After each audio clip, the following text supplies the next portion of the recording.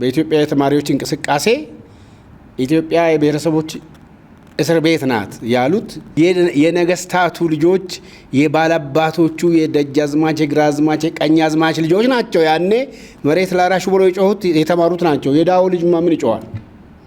ሆድ እየጮህበት ለራሱ።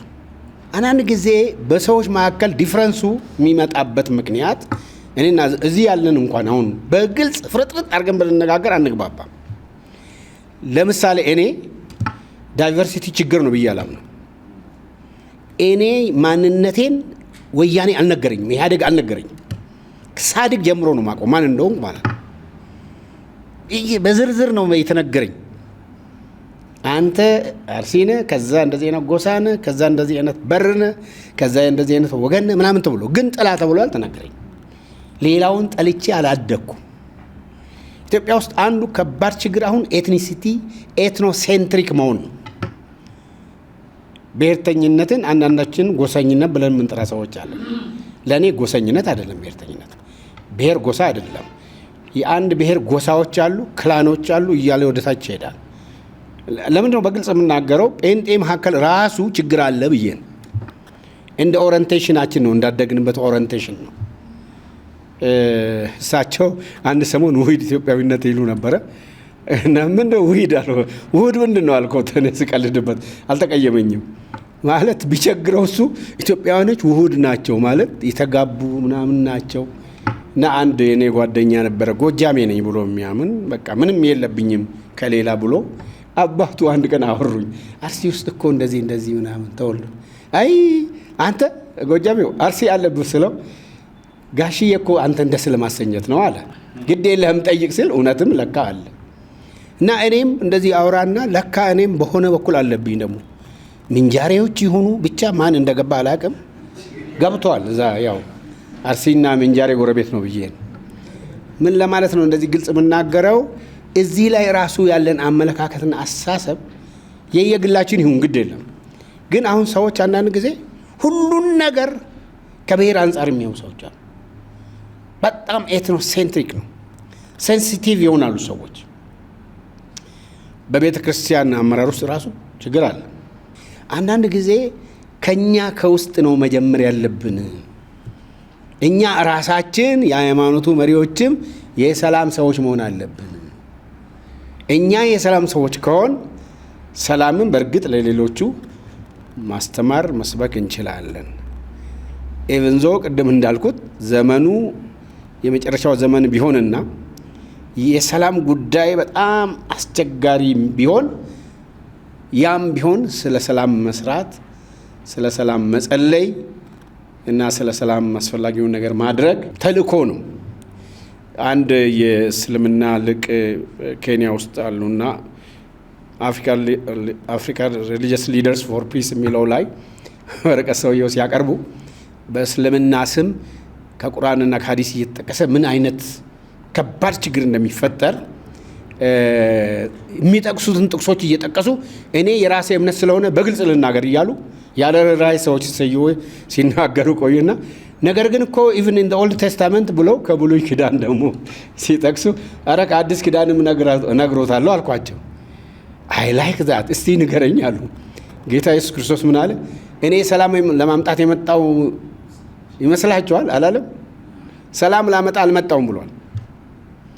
ግን ይሄንን ያለ አውድ አሁን አንድ ሰው ቢወስድ ሰላም ላመጣ አልመጣውም ያለው የሰላም አለቃ ራሱ እኔ ሰላም ላመጣ አልመጣውም፣ በአንድ ቤተሰብ ውስጥ ራሱ ጦርነት እንዲሆን ነው የመጣሁት ብሏል ብዬ ሰላም የሚባል አያስፈልግም፣ ሰላም መኖር የለበትም የሚል ፓርቲ ወይም አንድ የሃይማኖት ድርጅት ዘንድሮ ቀላል ነው ባቋቁ ጥቅስ የለኝም፣ ጥቅስ ከመጽሐፍ ቅዱስ ጥቅስ አለኝ ማለት ነው።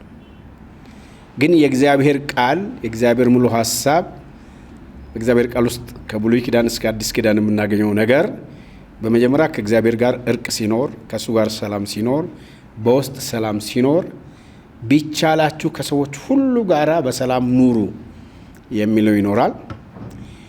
ከሰው አጥበን ወደ ራሳችን ደግሞ ብንመጣ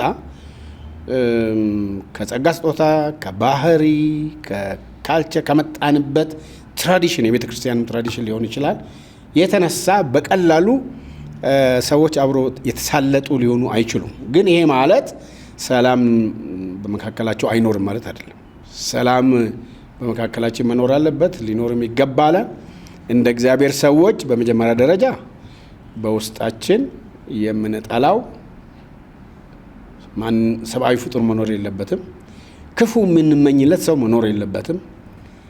እንደ እግዚአብሔር ሰዎች ለሰዎች የምንጸልይ ሰዎች መሆን አለብን። እንደ እግዚአብሔር ሰዎች ደግሞ ስለ ሰላምም እንድንጸልይ የእግዚአብሔር ቃል ስለሚነግረን ስለ ሰላም መጸለይም ስለ ሰላም መስራትም ያስፈልገናል። እኛ በኢትዮጵያ ወንጌላውያን ክርስቲያናት ኅብረት ቀደም ብለን በባለሙያም ሰርቬይ ነገር ቤዝ ላይን ሰርቬይ አድርገን በኦሮሚያና በደቡብ በተለይ ያኔ ጌዴዮና ጉጂ መካከል ግጭት ነበር። ወደ ሚዛን አካባቢ ግጭት ነበር። ያኔ ሆሮ ጉድሩም አካባቢ ያው ይለዋወጣል፣ የግጭት ቦታ በጣም ይለዋወጣል። ሰላም ግንባታ ላይ ቀድሞ ሰላም እንዳይደፍርስ በመስራት ላይ ብዙ ጥረቶችን ስናደርግ ቆይተናል። በእኛ ሀገር እንደምታውቁት እንግዲህ የመንግስታት ለውጥ በመጡ ቁጥር እያንዳንዱ መንግስት የራሱ ፍልስፍና አለው። አሁን እንደ ወንጌላውያን ቁጥራችን ብዙ እንደመሆኑ መጠን በእኛው ስም የሚጠሩ ሰዎች በፖለቲካ ውስጥም እንደ መኖራቸው መጠን እንግዲህ አምላክ ለራሱ አደላ እንደሚባለው እንዳይሆንብን እኛም እያንዳንዳችን ራሳችን ከግል ህይወት ጀምረን ከቤተሰብ በቤተ እምነት በህብረቶች ጀምረን ለሰላም የመስራት ጉዳይ የግድ አስፈላጊ ይሆናል። መጀመሪያ በእኛው መካከል ለሰላም እንቅፋት የሚሆን ነገር ካለም ደግሞ እሱ ምንድን ነው ብሎ ነቅሶ ማውጣትም ሊያስፈልግ ይችላል። ፖለቲከኞች እንግዲህ የሚመቻቸውን ነው የሚጠቀሙት። በነገራችን ላይ በኢትዮጵያ በአሁኑ ቋንቋ የሀገረ መንግስት ግንባታ ቀድሞ በነበሩት ነገስታት የሚታሰበው የኢትዮጵያን ህዝብ አንድ የሚያደርገው 3 ነገር ነው። አርሚ የግድ ነው ሁልጊዜ፣ ሃይማኖት ያው ማን እንደነበረ ታውቃላችሁ። ከዛ በኋላ ቋንቋ፣ አንድ ቋንቋ ሰው ሁሉ ይናገራል። አሁን ደግሞ ተለወጠ እሱ። አሁን ደግሞ ሌላ ሰውን አንድ ለማድረግ እንዴት ይሻላል? ልዩ ልዩነቱን እንቀበልና ልዩ ልዩነትን ከመጠን በላይ በማጉላት አንድነት እንዲሳሳ ማድረግ አንዱ ፈተና ነው ለኢትዮጵያኖች። አንድነትን ከመጠን በላይ በማውራት ዩኒፎርሚቲን ዲማንድ ማድረግ ሌላ ችግር ነው።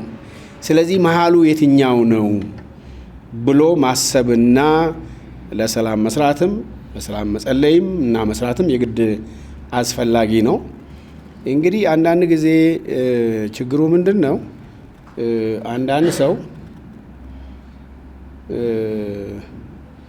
እንዲሁ በዘፈናው የሚጠላችሁ ሰው አለ። ማለት እኔ ቁመቴ አጭር ነው፣ አነጋገሬም የምታውቁት ነው እና እንዲሁ አስጠላዋል። እንግዲህ እግዚአብሔር ይቅር ይበላቸው፣ የሚያስጠላቸውን ሰዎች ምህረት ያርግላቸው ይባላል። ወይም ሰው ሳይጠላንም የጠላን የሚመስለን ደግሞ እንኖራለን። ስናት አን ኢሹ። አሁን ጥያቄው እኛ ራሳችን የሰላም ሰዎች እንዴት እንሁን? እና ሰላም ብቻውን አይቆምም መጽሐፍ ቅዱስ ላይ እንደምታውቁት። አይ ቲንክ መዝሙር 85:9 ነው አበዛው መሰለኝ። ምን ይላል? ጽድቅና እውነትና ምህረት ተገናኙ፣ ጽድቅና ሰላም በአማርኛው ተስማሙ ይላል፣ በግዕዙ ተሳሳሙ ይላል ብለውኛል ቄሶቹ። አንተ ቄስ አይደለም ጳጳሳቱ የነገሩኝ። ተሳሳሙ፣ ኪስ ዲች አዘር በእንግሊዝኛም ይላል። በነገራችን ላይ እውነትና ምህረት ተገናኙ፣ truth and mercy met, righteousness and peace kiss each other ይላል። ሰላም ሁል ጊዜ በኤፌሶን 4 ላይም በሌሎች ቦታም ካጠና ሰላም ብቻውን አይደለም። ለሰላም መሰረት የሚሆን ሰላም እንዲኖር የሚረዱ ነገሮች አሉ። ፍትህ በሌለበት፣ እውነት በሌለበት፣ ጽድቅ በሌለበት ሰላም ምኞት ብቻው ነው ይቀራል። ሰላም ሁል ጊዜ ይሄ ምድራዊ አንጻራዊ ሰላም ሚውቹዋሊቲ ባለበት ነው የሚኖረው እንጂ አንድ ሰው ሰልፊሽ ሆኖ ሁሉን የራሱ ካረገ እንዴት ሰላም ይኖራል? በእጅ ያለውን ሲነጥቀኝ ዝም ብለዋለሁ እንዴ? ነኝ አትወስድም? ወስዳለሁ። አትወስድም? ጉልበት ኖሮ ዛሬ ቢወስድስ እኔ ነገ ያስመልሳለሁ ማለት ነው። አንዳንድ ሰው አይለወጥም፣ አይተዋችሁም። አንዳንድ ሰው ነፍሱ አይላቀቃችሁ። እሱ ባይለቃችሁም እናንተ ልቀቁት፣ ሰላም ይሆናል። እንግዲህ ይቅርታ ሌላ መጣብኝ፣ እያሳሰበኝ ነው። በመንፈስ እየተመራው ስለሆነ ሃሌሉያ። እዚህ ወደ መንዝ አካባቢ 2 ሰዎች ተያይዘው ይደባደባሉ። ትልቅ ወንዝ አለ ታውቃላችሁ፣ ጃማ መሰል ሲጓተቱ የሚገላግል የለም። ሰው ዝም ብሎ ያያል። ሲጓተቱ ሲደባደቡ ወንዝ ጋር ደረሱ፣ ገደል ጋር ሲጓተቱ። ከዛ በኋላ ምን ይሆናል? ከአንደኛው ስር ድንጋይ ሲፈናቀል ባላንስ የለም። ሁለቱም ተያይዘው፣ ይሄ እኮ በዜና የተነገረ፣ ሁለቱም ሞቱ። እኔ ብዙ ጊዜ ላለው ተላቀቁ። አንዳንድ ሰዎች አይላቀቁ። እንድንላቀቅም እንድናላቅቅም እግዚአብሔር ይርዳን። አሜን። ቄስ ዶክተር ቶለሳ ጉዲና በመካከላችን አሉ። ወደ መድረክ ጋብዙልኝ። እንደምን ከረማችሁ? እግዚአብሔር ይመስገን። እግዚአብሔርን እጅግ አድርገን እናመሰግናለን ስለ ዛሬው ቀን። እግዚአብሔር ይባርካችሁ። በጣም በጣም ግሩም እንቅስቃሴ ነው። ዛሬ በምድር ላይ እንደ ሰላም የሚፈለግና የሚወደድ ኮሞዲቲ የለም። እንዲሁም እንደ ሰላም ማግኛ መንገድ እጅግ ቀላል የሆነ የለም። በእኔ አመለካከትና በእኔ እምነት ሰላምን ለማግኘት በደልን ማስወገድ ብቻ ነው፣ ሌላ ነገር አይደለም። በደልን ማስወገድ ችግራችን በደልን የማስወገድ ችግር ነው እንጂ የሰላም ጉዳይ አይደለም። ምክንያቱም ችግርን ካስወገን ሰላም እናገኛለን ማለት ነው። ሰላምን ለማግኘት በደልን ማስወገድ ብቻ ነው። በደል የሰላም ጠንቅ ነው። በደል የግለሰብ፣ የህብረተሰብ፣ የአገር ጠንቅ ነው። በደል ባለበት ሰላም የለም። ኃጢአት ባለበት ሰላም የለም። ክፋት ባለበት፣ ውሸት ባለበት፣ ማስመሰል ባለበት፣ ግብዝነት ባለበት፣ ግፍ ባለበት ሰላም የለም።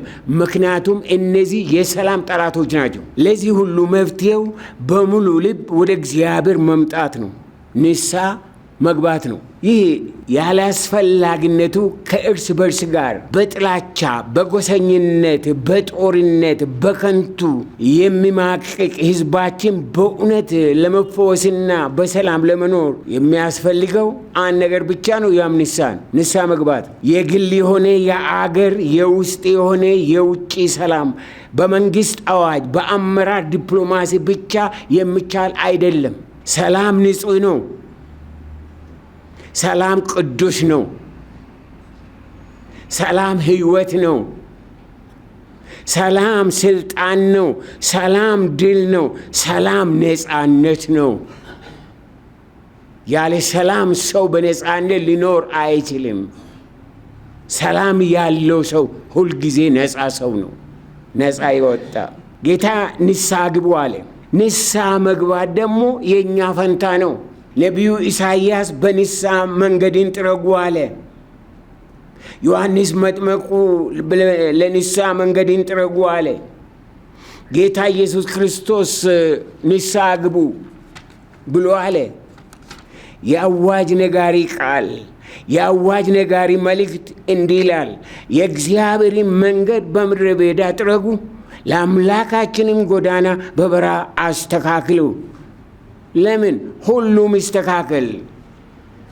እርሱ ይመጣል፣ ክብሩ ይገለጣል፣ ሥጋ ለባሹም ሁሉ በአንድነት ያየዋል። ስለዚህ ሰላም። ከዛ በፊት ግን በንስሐ የሚስተካከሉ ነገሮች አሉ ማለት ነው።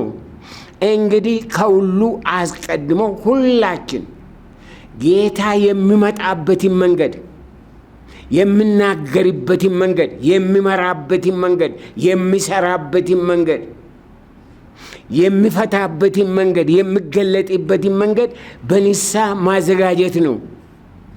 እግዚአብሔር ጌታ ኢየሱስ ሳይገለጥ ሰላም አይገለጥም። ምን ማለት ነው? ፊታችን መጥቶ ይሄዳል ማለት ሳይሆን በእያንዳንዳችን ህይወት ምንም አይነት ግራ ወደ ቀኝ በማሰኝ ሁኔታ ኢየሱስ ክርስቶስ መንገስ አለበት። ኢየሱስ ክርስቶስ በህይወታችን፣ ኢየሱስ ክርስቶስ በመድረካችን፣ ኢየሱስ ክርስቶስ በአገልግሎታችን፣ በትዳራችን፣ በኑሯችን፣ በቋንቋችን መንገስ አለበት። መንገዱን አዘጋጁ። አንድ ቦታ ለመሄድ መንገድ ይዘን ነው የምንሄደው። ከዛም ስንመለስ መንገድ ይዘን ነው የሚሄደው። መንገድ የሌለበት ቦታ ግራ መጋባት ነው። ስለዚህ ነቢዩ ኢሳይያስ ምን አለ? መንገድን አዘጋጁ አለ። በበረሃ መንገድ ለኢትዮጵያ ሕዝብ አሁን የሚያስፈልገው መንገድን ማዘጋጀት ነው። ቤተ ክርስቲያን ስራዋ መንገድን ማዘጋጀት ነው ስራዋ። እንግዲህ እግዚአብሔር የሚገለጥበት፣ እግዚአብሔር የሚገኝበት፣ እግዚአብሔር የሚከብርበት መንገድ ምንድን ነው? በኑሯችሁ ያ መንገድ ምንድን ነው የምትለማመዱት? በግል ሕይወታችሁ፣ በአገልግሎታችሁ እርሱ እንዳይመጣ የሚከለክለው መንገድ እሱን ነገር ከመንገድ ዞር አድርገን እግዚአብሔር የሚመጣበትን መንገድ ማዘጋጀት አለብን። መንገድን እያጣምን ና ማለት ትክክል አይደለም፣ አይመጣማ። ስራው የእግዚአብሔር ነው። እኛ ግን ሰራተኞቹ ነን። እኛ ግን አዋጅ ነጋሪዎች ነን። የሰላም ችግኝ ተካዮች ነን። እኔና እናንተ ያም መንገድ መያዝ አለብን። ቤተ ክርስቲያን መሰረቷን፣ ስለ ቤተ ክርስቲያን ትንሽ ነገር አውቃለሁ፣ ትንሽ ዘመን አገልግያለሁ። ወገኖቼ ሌትስ ቢ ኦኔስት፣ በእግዚአብሔርም በሰው ፊት ኦኔስት እንሁን። አር ዊ ሪሊ ፎር ፒስ? አር ዊ? እውነት ነው እንዴ? ይህንን ነገር እንዲያስብ እያንዳንዱ መሪ ይህን ማሰብ አለበት። ሰላሜን የሚፈልግ ወሬን አይፈልግም፣ ሐሜትን አይፈልግም፣ ጭቅጭቅን አይፈልግም፣ ጥላቻን አይፈልግም። ሰላሜን የሚፈልግ ወገኖችን አንድ ላይ ማምጣት፣ ማስታረቅ፣ ማገናኘት ይፈልጋል። ጥማቱ ነው። ከአንድ 25 ዓመት በፊት አንድ ይሄ የሰላም ነው የሚባለው ነገር በውስጥ የገባና ይህንን ሰላም እንዴት አድርገን ነው በምድራችን ላይ የምናመጣው? ምንድን ነው ችግራችን? እዛ ግልጽ ሆኖ ይታይ የነበረው የሰላም እጦት በአማራና በኦሮሞ መካከል፣ በአማራና በትግሬ መካከል፣ በጉጂና በዛ መካከል ባለ በቃ ይሄ ያለ ብሔር ብሔረሰብ መካከል ያለው 25 ዓመት በፊት እንደዛ ይመስለኝ ነበር። ዛሬ ግን ነገሩ ተስፋፍቶ ሰላምን ለማምጣት በምድሪቷ ከፈለጋችሁ መጀመሪያ አማራን ከአማራ ጋር አስታርቁ፣ ኦሮሞን ከኦሮሞ ጋር አስታርቁ፣ ትግሬን ከትግሬ ጋር ይባላሉና አስታርቋቸው። ሰላምን የሚፈልግ ሰው መጀመሪያ ከራሱ ጋር ይታረቅ። ከራሱ ጋር ያልታረቀ ከወንድሙ ጋር መታረቅ አይችልም። ከራሱ ጋር ያልታረቀ ኦሮሞ ከአማራ ጋር እንዴት ይታረቃል? አማራ ራሱ የራሱ ችግርና የራሱ ጥላቻ አለው። አማራውም ደግሞ ከራሱ ጋር ካልታረቀ ከትግራይ ጋር እንዴት ይታረቃል? ራሳችንን አናታልል ወገኖቼ። እኔና እናንተ የብርሃን ልጆች ነን ብለን ተናግረናል፣ መስክረናል። በዛ መኖር በዛ መመላለስ አለብን። ሰላም። ስለዚህ በእኛ ዘመን መንገድን አዘጋጁ አለ። ዮሐንስ መጥመቁ በበረሃ እያለ እግዚአብሔር ቃል መጣለት ይላል። ከዛ በኋላ በእግዚአብሔር ቃል የመጣለትን ይዞ ተነሳ። ሌላ ጽሑፍ አላመጣም፣ ሌላ ነገር አላለም። የተጻፈውና ያነበበው ነቢዩ የተናገረው መንገድን አዘጋጁ ብሎ ተነሳ በእግዚአብሔር ፊት ትልቅ። ምክንያቱም እግዚአብሔር የሚቀርብበት፣ ክብሩ የሚገለጥበት፣ ሁኔቱ የሚገለጥበት፣ ፈውሱ የሚገለጥበት የለምና ይሄ ነገር ይስተካከል እያለ በሶሳይቲ ውስጥ ገብቶ የሶሳይቲውንም ነገር ደግሞ እንትን እያደረገ ይናገር ነበር። መንገዱ ይስተካከል። ምንድን ናቸው መጠረግ ያለባቸው መንገዶች? መከፈት ያለባቸው በሮች፣ መወገድ ያለባቸው አመጾች፣ መከበር ያለባቸው ፕሪንሲፕሎች፣ መገለጥ ያለባቸው እውነቶች፣ መሰራት ያለባቸው ስራዎች ምንድን ናቸው? ቤተ ክርስቲያን ብቻ መክፈት የምትችለው በር አለ ኢትዮጵያ ውስጥ። ኢየሱስ ክርስቶስ ምን አለ? ቁልፉን ይሰጣችኋል አይደል? ቤተ ክርስቲያን ብቻ መንካት የሚገባት ስለዚህ የእግዚአብሔር ሕዝብ መሪዎች እናንተ ቢ ኦነስት ከእኛ ነው የሚጀምረው። ስራውን ከእኛ ነው። መንገዱም ማስተካከሉም፣ ህዝቡንም መጥራት፣ ህዝቡንም ማስተቃቀፍ፣ ህዝቡንም ማገናኘት የሚጀምረው ከእኛ ነው። ምንድን ነው የእርቅ መንገድ? ምንድን ነው የሰላም መንገድ? የፈውስ መንገድ፣ የብልጽግና መንገድ፣ የአንድነት መንገድ፣ የመያያዝ መንገድ ምንድን ነው መንገዱ? ኢየሱስ ክርስቶስ መጣና እኔ መንገድ እውነት ሕይወትም ነኝ አለ። ኢየሱስ መንገድ ነው። አለቀ። ዲፕሎማሲ የራሱ ሚና አለው። በጣም ጥሩ ነው። ዲፕሎማሲ ግን መንገድ አይደለም። ብቻውን መንገድ ሊሆን አይችልም። ፖለቲካ ሳይንስ ነው። ተቀባይነቱን አላረጋገጠ በስተቀረ አይቀበልም። ሳይንስ ኢዝ ፋክት። ፖለቲካ ፋክት መሆን አለበት። ስለዚህ እኔና እናንተ ቁልፍ ተሰጥቶናል። መክፈት ያለብን መንገድ በምንድን ነው? በምን አቅማችን፣ በምን ጉልበታችን፣ በምን እውቀታችን? አንደኛ በጸሎት፣ ሁለተኛ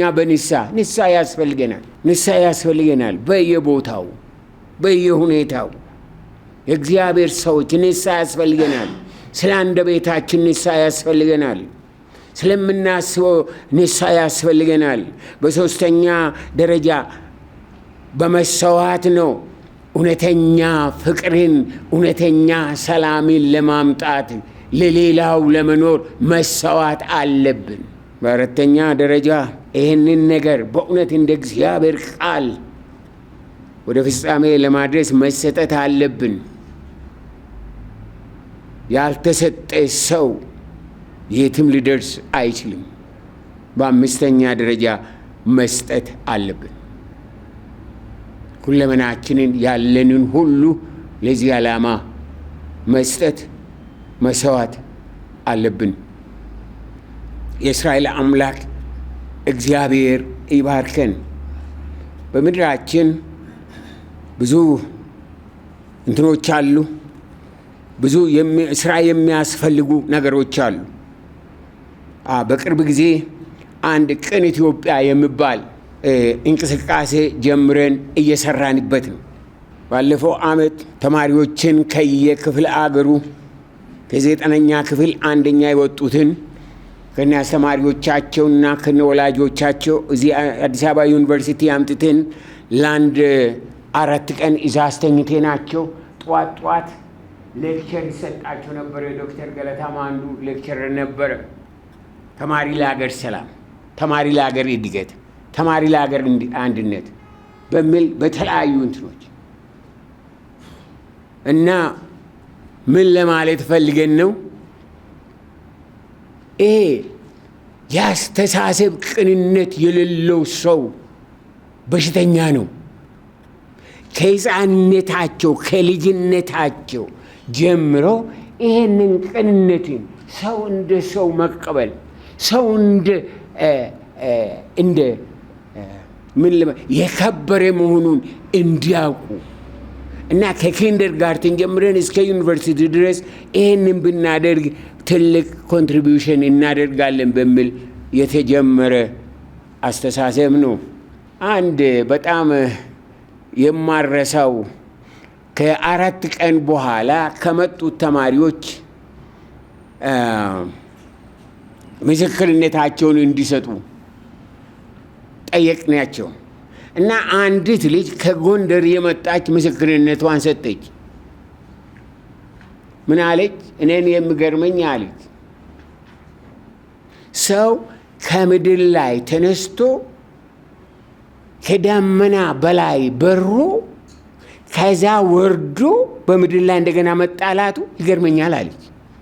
ለመጀመሪያ ጊዜ መብረሯን መሰለኝ። እናንተን አልገረማችሁም አይደል? ለምን ይገርማችኋል? እዛ ላይም እያላችሁ ትጣላላችሁ። እሷ እንኳ እንደው ከተመለሱ በኋላ እሷ ከተመለሰች በኋላ እኛ ግን እዛ ላይ ሆነን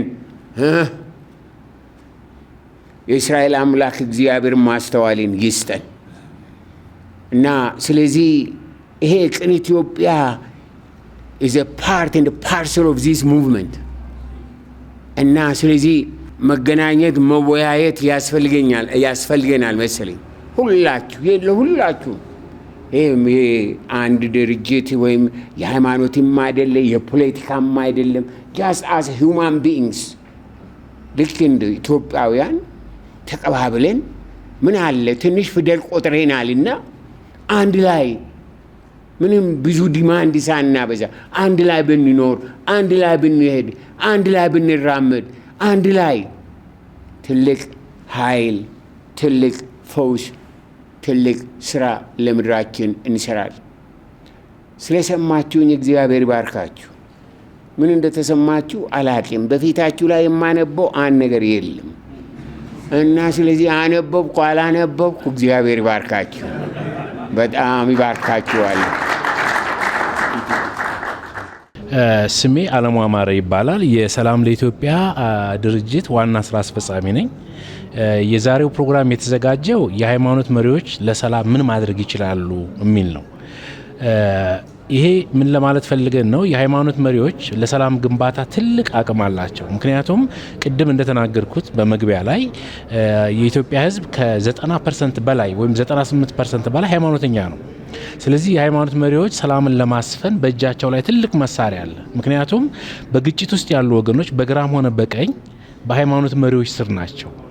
ሁለተኛ የሃይማኖት መሪዎች የሞራል ልዕልና አላቸው ታረቁ ለማለት። ምክንያቱም እጃቸው ላይ ያለው መጽሐፍ የማስታረቅ መጽሐፍ ነው። መጽሐፍ ቅዱስ ሊሆን ይችላል ወይም ሌላም የሃይማኖት ነገር ሊጠቀሙ ይችላሉ። ዛሬ ግን እዚህ የሰበሰብናቸው የወንጌላውያን ክርስቲያን አማኞችን ስለሆነ በእጃቸው ላይ ያለው መጽሐፍ ቅዱስ የእርቅ መጽሐፍ ነው። ሰውንና እግዚአብሔርን ያስታረቀ መጽሐፍ ነው የያዙት። ሕግ አላቸው። ስለዚህ ከዚህ ተነስተው ልዩነትን ለማጥበብ ለመፍታትና በሀገር ግንባታ ላይ ትልቅ ሚና እንዲጫወቱ በእጃቸው ላይ ያለውን አቅም እንዲጠቀሙ ለማበረታታት ታስቦ የተዘጋጀ ነው። የሃይማኖት መሪዎች የፍትህ አምባሳደሮች ናቸው። ፍትህ በሌለበት ሰላም አይኖርም። ስለዚህ የፍትህ መዛባት ሲኖር ወደፊት መጥተው ፍትህ እንዲከበር የተበደሉ ካሉ ፍትህ እንዲያገኙ ለነሱ መሟገት አለባቸው። ከዛ ቀጥሎ ደግሞ የሃይማኖት መሪዎች የሰላም አምባሳደሮች ናቸው። ይህን አምባሳደርነት የተቀበሉት ከፈጣሪያቸው ከሚያገለግሉት እግዚአብሔር ወይ አምላካቸው ነው። ስለዚህ የሰላም አምባሳደር የሆኑ የሃይማኖት መሪዎች ለሰላም ትልቅ ሚና ትልቅ ስራ መስራት ይችላሉ እና ከነሱ ብዙ ይጠበቃል። የማስታረቅ፣ የማነጋገር፣ የመሸምገል፣ የመገሰጽ አጥፊዎችን ፊት ለፊት ወጥተው ተመለስ የማለት የሞራል ልዕልና አላቸውና ይህን የማድረግ አቅም አላቸው። እነዚህን እንጠብቃለን ከነሱ። በመጨረሻ የማስተላልፈው የሃይማኖት መሪዎች ዛሬ ኢትዮጵያ ካለችበት ተጨባጭ ሁኔታ አንጻር ትልቅ አቅም ስላላቸው ይህን አቅማቸውን አስተባብረው የኢትዮጵያ ሕዝብ ወደ ተረጋጋና ሰላማዊ ወደሆነ ሁኔታ እንዲመጣ እርስ በርስ ያሉብን ግጭቶች እንዲፈቱ የሞራል ልዕልናቸውን ተጠቅመው ሕዝብና ሕዝብ እንዲታረቅ፣ ሕዝብና ሕዝብ በሰላም እንዲኖር፣ ሕዝብና ሕዝብ እንዲግባባ የራሳቸውን ሚና እንዲጫወቱ ነው ላስተላልፍ የምፈልገው።